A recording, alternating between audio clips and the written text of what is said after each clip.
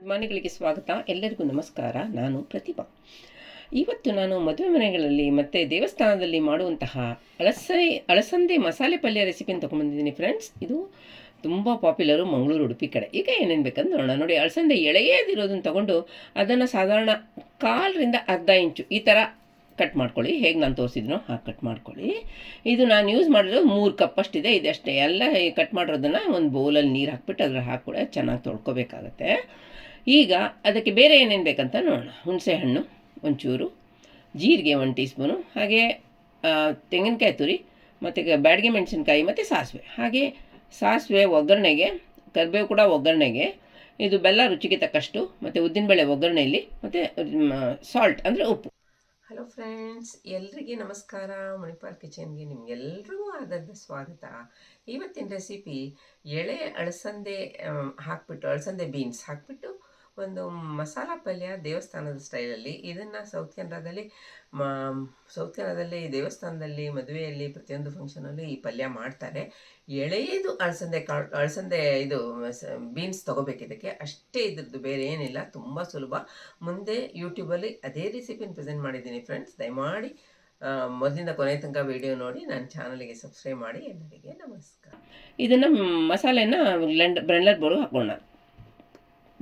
ಇದು ಕೋಕೋನಟ್ ಅಂದರೆ ತೆಂಗಿನಕಾಯಿ, ಜೀರಿಗೆ 1 ಟೀ ಸ್ಪೂನು, ಸಾಸಿವೆ 1 ಟೀ ಸ್ಪೂನು, ಮತ್ತು ಹುಣಸೆಹಣ್ಣು ಒಂಚೂರು ನಾನು ತೋರಿಸಿದ್ದೀನಲ್ಲ ಅಷ್ಟು ಹಾಕಿದರೆ ಸಾಕು. ಮತ್ತು ಬ್ಯಾಡಗೆ ಮೆಣಸಿನ್ಕಾಯಿ 4 5 ನಿಮ್ಮ ಖಾರಕ್ಕೆ ಅನುಗುಣವಾಗಿ ಹಾಕ್ಕೊಳ್ಳಿ. ಮತ್ತು ನೀರು ಹಾಕ್ಕೊಳ್ದಲೇ ತರ್ತರಿಯಾಗಿ ಪೌಡ್ರ್ ಮಾಡಿ. ಈಗ ನೋಡಿ, 1 ಟೇಬಲ್ ಸ್ಪೂನು ಕೊಬ್ಬರಿ ಎಣ್ಣೆನ ಪ್ಯಾನಲ್ಲಿ ಹಾಕಿದ್ದೀನಿ.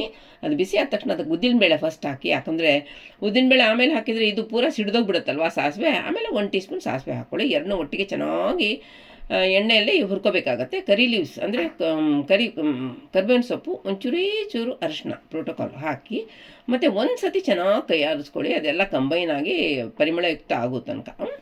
ಈಗ ಪರಿಮಳಯುಕ್ತ ಆಯ್ತಲ್ವ. ಈಗ ನಾವು ಆವಾಗಲೇ ಕಟ್ ಮಾಡಿಟ್ಟಿದ್ದೀವಲ್ಲ 3 ಕಪ್ಪು ಅಳಸಂದೆ ಬೀನ್ಸ್, ಅದನ್ನು ಹಾಕಿ ಚೆನ್ನಾಗಿ ಎಣ್ಣೆಯಲ್ಲಿ ಅದನ್ನು ಕೋಟ್ ಆಗೋ ತನಕ ಒಂದು ಕೈ ಆಡಿಸ್ಕೊಳ್ಳಿ. ಈಗ ಅದಕ್ಕೆ ರುಚಿಗೆ ತಕ್ಕಷ್ಟು ಉಪ್ಪು ಹಾಕಿ. ನಾನು 1 ಟೀ ಸ್ಪೂನ್ ಹಾಕಿದ್ದೇನೆ, ಪರ್ಫೆಕ್ಟಾಗಿ ಆಗುತ್ತೆ. ಮತ್ತು ಸ್ವಲ್ಪ ಬೆಲ್ಲ ಹಾಕಿದ್ದೀನಿ, ಹಾಕಲೇಬೇಕು. ಯಾಕಂದರೆ ಇದ್ರ ಟೇಸ್ಟ್ ಒಂಥರ ಇರುತ್ತಲ್ವ, ಅದು ಬ್ಯಾಲೆನ್ಸ್ ಮಾಡೋಕ್ಕೋಸ್ಕರ ಒಂದು ಸತಿ ಚೆನ್ನಾಗಿ ಕೈ ಆಡಿಸ್ಕೊಳ್ಳಿ.